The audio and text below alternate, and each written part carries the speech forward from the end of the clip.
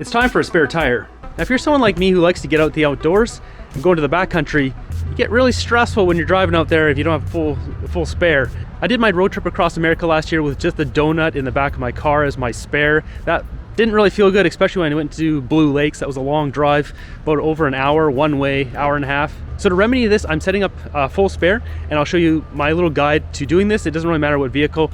There's a few things I kind of learned along the way here, which is a real pain in the butt. So first off, the first thing you want to do is you obviously need a rim. You need an extra rim if you don't have that. You can't use your donut rim because it's a much smaller rim. So you're gonna have to look up what your vehicle is, what the tire size is, what the sidewall. There's basically 3 numbers you need to get. Once you have that, and like the rim size, mine are a 17-inch rim.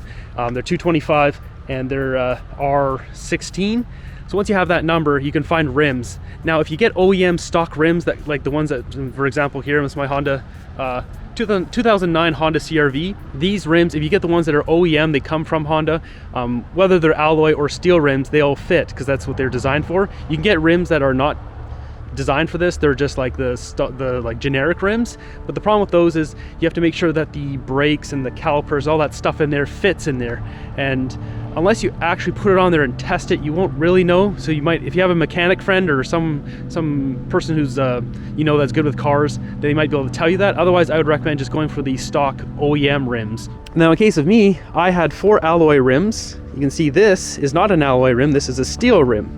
Now, I'm gonna recommend, if you're gonna do the full spare, get 2 extra rims, not just 1. And the reason for this is the main problem I have here, why I have 2 different rims.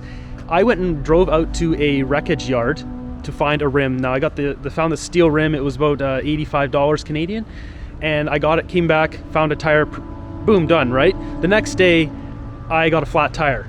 And the reason for that is because they built a bunch of new houses over here, and they cut a huge trench, and about a week earlier I hit that pothole really hard and dented my rim just slightly. I smoked this thing, which is about 3 feet wide, at 40 kilometers an hour. That thing was almost 2 feet deep when I smoked it, and I dented my rim just a little bit. If you get a dented rim though, your tire pressure won't hold. If your tire pressure gets a little bit low, then your tire will pop off a little bit, and then you lose all your pressure and get a complete flat. At that point, it's really hard to fill it up. You need basically a shop to do that. Now, luckily, I broke down right in front of a tire shop. They filled up my tire, and the next day I drove out and bought the other rim at the salvage yard. Now, salvage yards, you'll have to look in your general area. There's usually a lookup, at least in Canada, you can search all the salvage yards, see what they have. And it all depends on the destruction of the vehicle, but usually you can get at least 2 of a rim, sometimes maybe 3, one of them will be destroyed. Maybe you can get 4 from a full vehicle. So I went back the next day and bought the other rim. They only had 2, and they gave it to me for $75 because there's only 1 left. And so now I have 2 rims. So on the other side of my vehicle, I ended up putting the 2 steel rims on the front axle and then the 2 alloys on the back. You can't mix and match them. You shouldn't do that. You should always put steel with steel, alloy with alloy. Now, if you're planning having a full spare far in advance before you buy new tires, you want to buy 5 tires and then rotate one of your tires out from the spare all the time. That way it gets even wear, so they all be worn down evenly. Now, I didn't do that, I didn't think about that, so what you're gonna have to do is find something that's kind of similar. What I found was a winter tire that has 40% tread left, so it's good enough to put on there and drive on the highway if I need be, but there's one problem with it. So my winter tire is what's called a directional tire, and it sucks the water from the inside and pushes it out. And so it's only meant to go in one direction. So this tire is only meant to go on the left side of my vehicle and not the right. So some tires are meant to be directional, some of them are just whatever, all terrain, whatever, any direction. And for mine, the only thing I have to think about is I don't want to put on the right side of my vehicle if it's like pouring rain and I have to drive with that tire on it, because it may contribute to me hydroplaning, because it'll pull the water in versus push it out. Now, when it comes to storing a full spare tire, they're stored underneath here, which I'll be pulling out in a second, on a 2009 Honda CR-V, and a lot of other Hondas do this. Now, if you can't fit it in there, you're gonna have to alter it, which is what I'm gonna have to do because I have a donut in there right now. The best option for any vehicle is to put it on the roof if you can. I have a big cargo box on there, so there's really nowhere to put that. I guess I could put it in the cargo box. That'd be a lot of weight to have at the top. Not that safe, I don't think. Not to mention, it would take up or a good chunk of the space in the cargo box. So I need to get it down on the wheel well. So let's pull all that out, and then I'm gonna alter this to fit my full spare in where the donut is. I also have a plan to keep my donut, that way I have like a double spare, just in case I need 2. So I got the mat out of here. If we pull this tab up, take a look, there's my donut. So we're gonna make the full spare fit in there, but we need to cut off all these blocks to create more space. And then we're gonna have to build a little bit of a frame around there to lift it up a bit. So these foam blocks are just super glued on there, so you just want to go to like the easiest spot kind of outside here, use a rubber mallet and just hit them and they'll just pop right off.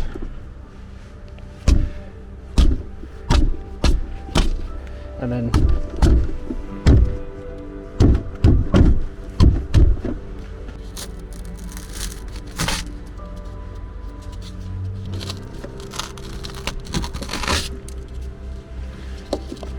now, as a poor man's recovery board, I would carry a bunch of blocks in here just to jam underneath my tires if I needed.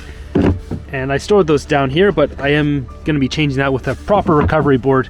I also kept my jumper cables down here, and there's also the jack down here. So the full spare, at least on the 2009 Honda CR-V, has like a screw here. So you just unscrew this and then take this off, which I have to do with two hands. Okay, so we've got the donut out. This is the small one. This is the full spare here. And you can see, so there's a wrench set in there too. So something to think about, you need to have a wrench set to be able to fix your tire, and a jack. So I'm gonna put this in here now, and then we'll see how much space I need to lift up the top piece. So we've got the full spare in here, and I put it with this side down. That way I can store stuff inside here, like the jumper cables. So I basically have two options now. I'm looking at this, and I think it's a lot simpler than I initially intended. So this thing sits a little bit loose on top. You can see here, so I've got this just sitting on top of the tire, and it's a little bit, you can see it's just a little bit, but it's not much. And so what I've done is those blocks I pulled out, I just put two of them on each side to stabilize the corners, because otherwise the corners would without them, the corners just kind of move a lot. Now initially I was planning on building a little wooden frame all the way around to permanently lift it up, but it's more functional if I have those blocks loose in case I actually do need them to put them under my tires or whatever, or burn them if I'm really cold and I have to start a fire.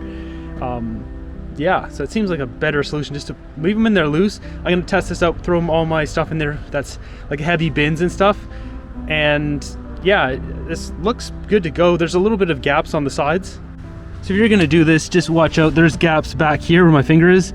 So if you do put an entire wooden board along there, then that would prevent that. So, you know, I don't want to put loose things here that can slide underneath there. And same thing on this side, but you know, this is good to go, and I can just put this under here now. So this has worked out better than I expected. So you can see here, I've able to get my jumper cable back around the tire, so which means I have an entire hidden storage compartment right in the wheel there. So now let's put the bedding back on there, the plastic sheet. Okay, so I got this, not plastic, it's rubber, and I just realized that this protects those spots that were kind of exposed. So you can't even tell now, but you know, pull this up and, oh, there it is. So this does stick up a little bit now, but I don't care, it's fine. It's meant to hold in dirt and stuff, so that's fine. If my rolling drawer got caught on that and it was really obnoxious, I could trim that down like an inch or so, but the whole point of it is to kind of hold in water and dirt and stuff, so I'm just going to leave it. I think this worked out great, and I didn't even have to really build that anything. I just used those wooden blocks. So as for the donut now, I can either put that in the front of my vehicle here or up top. So if we look in the front of my vehicle here, my bed comes all the way up here against this chair, and there's nothing that supports it here. I just have this folded up cushion, and this works fine, but I'm thinking I could put the spare there and then it would actually be solid, and it's a good place to hide the spare. If it doesn't fit nicely there, I can put it up top. Now I didn't want to put the big spare, the full spare up there, because it takes up too much space, but this thing, you can see it's really skinny. It's really not that big at all. So I could put that on the bottom. It would be contained in the bottom here, and then all I'd have to do is just, I would want to secure it to this, just in case I'm in an accident, it doesn't come shooting out of this thing like a missile. Okay, so the first plan here didn't work. It smells like a tire in there too, so I'm gonna get it out of the vehicle and up in the box.